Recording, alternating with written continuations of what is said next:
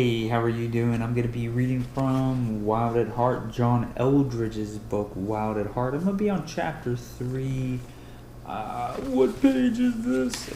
Chapter 3, page 42. The question that haunts every man.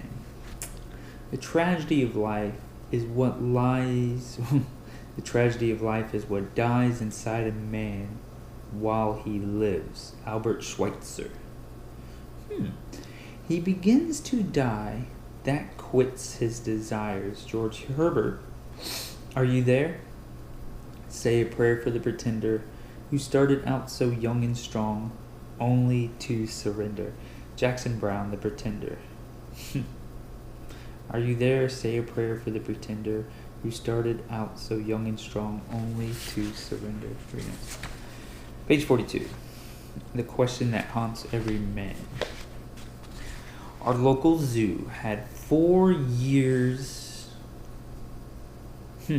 Our local zoo had 4 years one of the biggest African lions I've ever seen.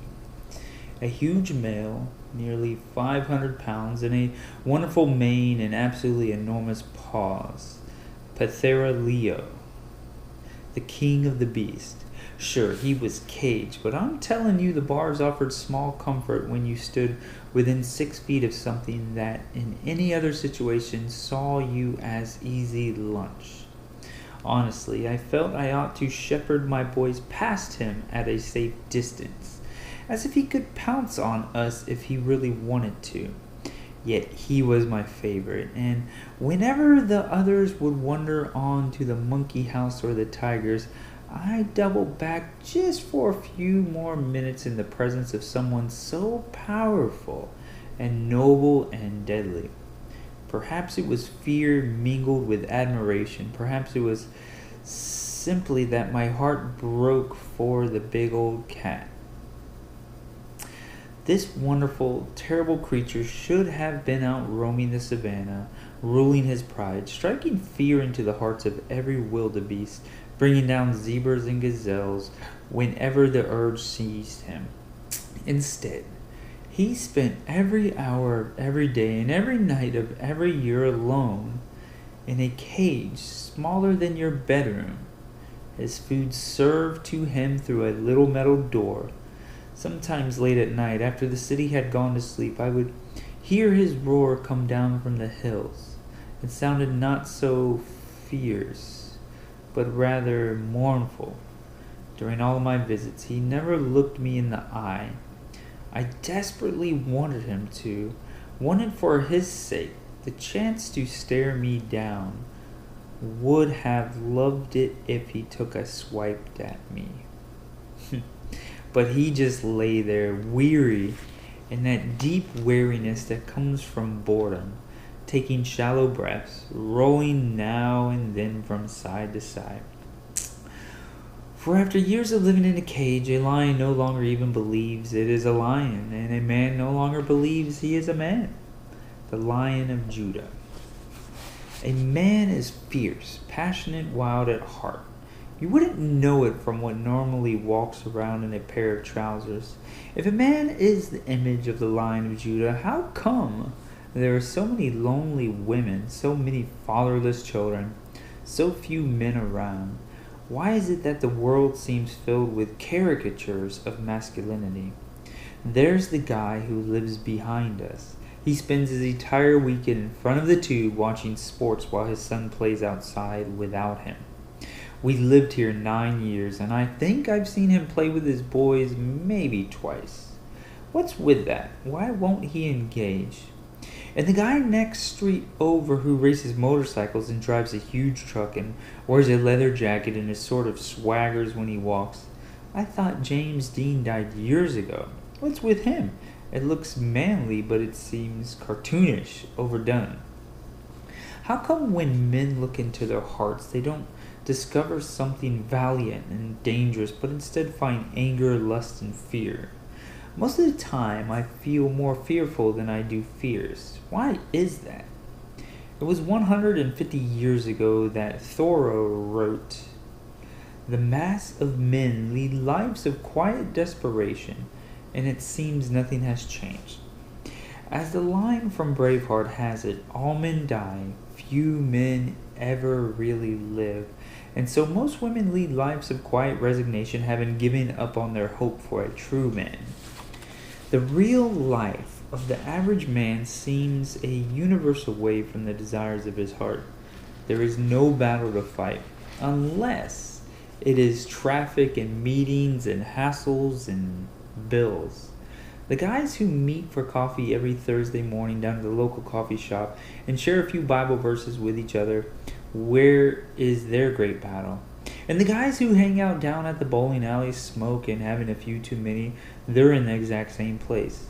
The swords and castles of their boyhood have long been replaced with pencils and cubicles, the six-shooters and cowboy hats laid aside for minivans and mortgages. The poet Edwin Robinson captured the quiet desperation this way. Miniver Chevy, son of scorn, grew lean while he assailed the seasons. He wept that he was ever born, and he had reasons. Miniver loved the days of old when swords were bright and steeds were prancing. The vision of a warrior bold would set him dancing.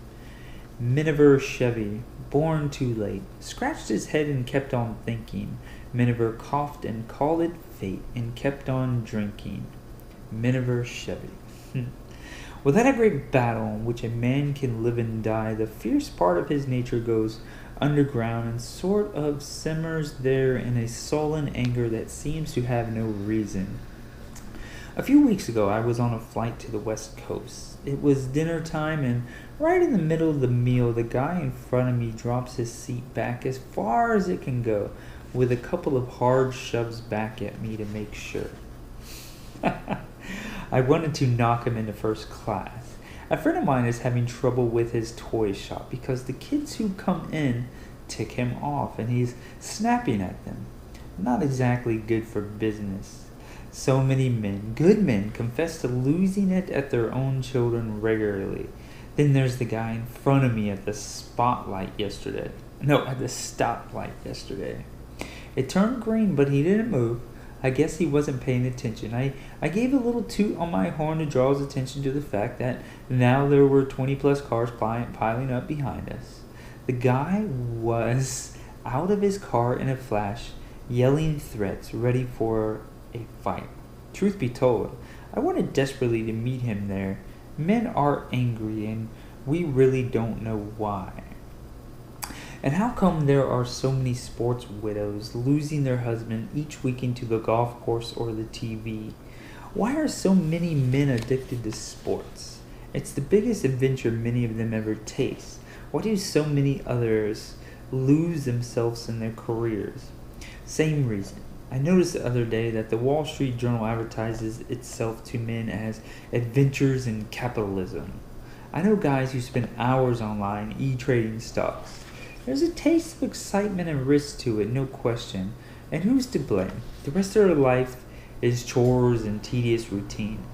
It's no coincidence that many men fall into an affair not for love, not even for sex, but by their own admission for adventure. So many guys have been told to put that adventurous spirit behind them and be responsible, meaning live only for duty. All that's left are pictures on the wall of days gone by and maybe some gear piled in the garage.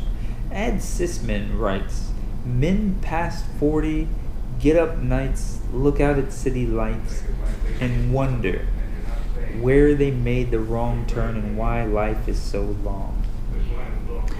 I hope you're getting the picture by now. If a man does not find those things for which his heart is made, if he is never even invited to live for them from his deep heart, he will look for them in some other ways. Why is pornography the number one snare for men?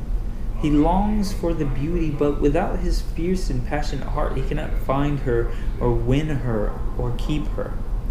Though he is powerfully drawn to the woman, he does not know how to fight for her, or even that he is to fight for her. Rather, he finds her mostly a mystery that he knows he cannot solve, and so at a soul level he keeps his distance. And privately, secretly, he turns to the imitation. What makes pornography so addictive is that more than anything else, in a lost man's life, it makes him feel like a man without ever requiring a thing of him. The less a guy feels like a real man in the presence of real women, the more vulnerable he is to porn. And so a man's heart, driven into the darker regions of the soul, denied the very things he most deeply desires, comes out in darker places. Now, a man struggles. His wounds and addictions are a bit more involved than that, but those are the core reasons. As the poet George Herbert warned, he begins to die. That quits his desires. And you know what? We all know it. Every man knows that something's happened. Something's gone wrong. We just don't know what it is. That was Wild at Heart, John Eldredge. That was page 42 to page 46.